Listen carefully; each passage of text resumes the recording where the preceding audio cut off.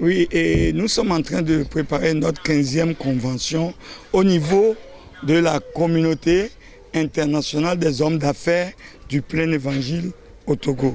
Cette communauté qui est une communauté de laïcs et opérant dans la vie active de la société et de la nation togolaise, nous avons, comme à l'accoutumée, chaque année lors de notre convention, l'habitude d'aller vers ceux qui sont dans des problèmes ou ceux qui s'occupent de ceux qui ont des problèmes comme la pouponnière, comme la prison, comme les orphelinats, pour faire des dons de vivres et de non-vivre. Et c'est ce qui nous a amené ce matin à la pouponnière Sainte-Claire ici.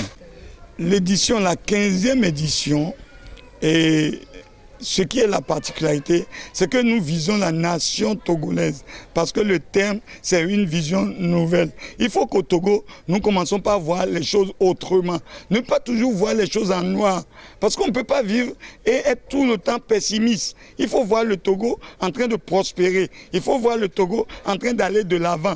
Car dans le livre d'Ésaïe, le Seigneur a bien dit qu'il est sur le point de faire une nouvelle chose pour ses enfants. Et nous sommes ses enfants. Et c'est ainsi que nous avons pensé à la pouponnière. Nous tenons à manifester notre profonde reconnaissance à la communauté internationale des hommes d'affaires du plein évangile. Comme le nom le dit très bien, c'est un groupe de gens de grand cœur justement pour les enfants en situation précaire. Et nous voulons dire que ce lot qu'ils nous ont apporté ce matin, de vivre et de non-vivre, arrive à point nommé, au moment même où nous en avions besoin. Et ce sont du matériel qui va nous aider dans la prise en charge des enfants. La javel, c'est toujours important pour assainir les locaux, les lieux de vie des enfants. Les vivres, c'est toujours important pour leur nourriture.